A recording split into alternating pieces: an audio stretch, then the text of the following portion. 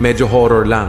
Kwentong aswang, kababalaghan, misteryo na may konting pagkabarbero. Kung bago ka pa lang dito sa akin channel, baka naman pwede kang mag-subscribe. Kasi kung hindi, ikaw din, makakakita ka ng Mumu mamayang gabi. Huwag mo din kalimutan i-click yung notification bell para updated ka sa mga bagong upload ko. Hindi katulad niya na bigla na lang hindi nagparamdam sa'yo. Tara simulan na natin ang kwento.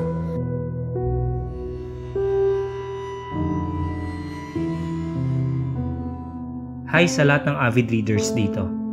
Itago nyo na lang ako sa pangalang Jan, taga Cavite at 19 years old na. Actually, dahil nga lumaki at nagkaisip ako na nandyan na yung technology, hindi ako masyadong naniniwala sa mga multo, kapre, nuno, manananggal, tikbalang, o ano mga uri ng elemento. Ang akin kasi, to see is to believe. Hanggang isang araw, nagbago lahat ng paniniwala ko. 2 years ago, that was 2015, kakauwi ko lang. Narinig ko na may nakakita daw ng bata sa may bahay ng lola ko. Yung bahay kasi medyo luma na at creepy yung itsura. Tsaka noon pa man madalas na napag-uusapan ng matatanda na may lumalabas doon. Pero ako walang pake kasi di ko naman nakita o naramdaman man lang. Isang gabi nasa terrace ako at gumagawa ako ng assignment ko. Ako lang noon at walang ibang tao sa labas. That was about 2 AM kasi math nahirapan ako. Tsaka trip ko naman magpuyat. So ayun, todo gawa ako nang biglang may narinig akong tawa ng bata. Kasabay nun, nahulog yung papers ko sa sahig. Wala namang hangin. Di nagtaka ako pero tinuloy ko pa rin yung ginagawa ko. At dahil medyo malapit kami sa dagat, maaga gumigising tao sa amin para mamangka. Hanap buhay Biglang lumapit sa akin pinsan ko bagong gising. 3 AM na nun. Sabi niya, "Kuya, sino yung batang nakaupo sa harap mo kanina?" I was shocked dun sa tanong. Sabi ko, "Langya ka, huwag mo akong tinatakot. Di i-epek yan, lokong to." Sabi niya, "Hindi kuya, seryoso, nakatingin siya sa'yo. At inihilan niya yung papel mo." Ako naman, dead ma, pero nag-uumpisa na ako matakot. One time, maaga ako natulog pero nalimpungatan ako bandang 3:23, mga ganun AM. Nauuwaw ako. Lights out kami at walang buwan nun, kaya madilim talaga. Una kong hinanap sa kama is yung phone ko at pagbukas ko ng ilaw, may naaninagan akong bata na nakahiga sa paanan ko. Napabalikwas ako at tinanggal ko yung mga muta sa mata ko. At pagdilat ko, walang bata pero bukas yung pinto. Nilock ko yun bago ako natulog. Dahil ayokong may ibang papasok sa kwarto ko Kahit takot ako, binuksan ko yung ilaw ng kwarto ko at pumunta ako sa kusina dahil nga sa uhaw ako Nung pabalik na ako sa kwarto, may nakita akong nakasilip sa likod ng pinto. Nabitawan ko yung hawak kong baso at nagising lola ko, sabi niya,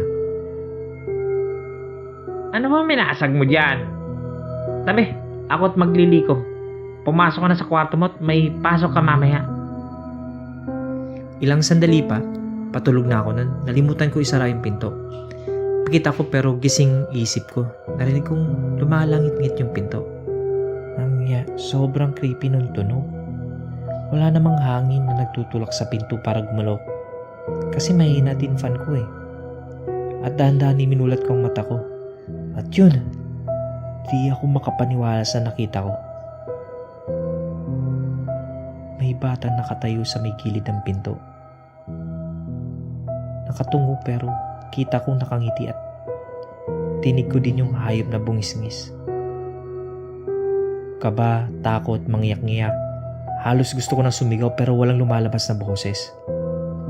Nakasando siyang puti na sira at may dugo din na tumutulo sa bibig niya habang nakangiti.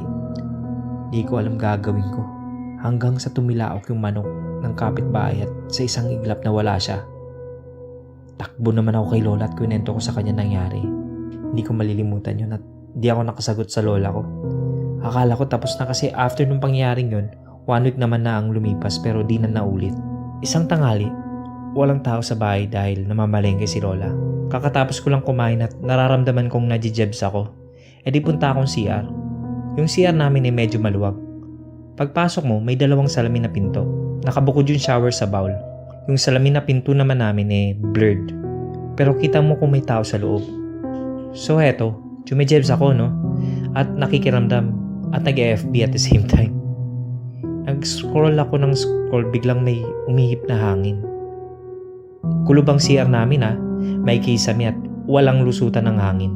Pagtunghay ko, naaninagan ko may nakatayo sa labas ng pintong salamin. Kaya sabi ko, "May tao pa! Na-jebs ako!" Naalala ko, wala nga pala akong kasama. Sino to? Narinig ko ulit yung bungisngis after ng sigaw, kaya sigurado ako na yung bata yun. Sabi ko, "Langya, ayoko na!" Pumagit ako at nagdasal ako at pagdilat ko wala na. Halos ilang araw akong di natulog dahil dun. Minsan, natabi pa ako kay Lola o kaya sa pinsan ko. Mula nun, naniniwala na ako na hindi lang tayo ang namamalagi sa mundong ito. Nandito din sila. Ang mga kaluluwa at elemento na sinasabi ng iba, nandyan lang sila at naghihintay, nag-aabang at pinagmamasdan ka. Kung gusto mong updated ka sa lahat ng bagong videos, click na ang subscribe button at notification bell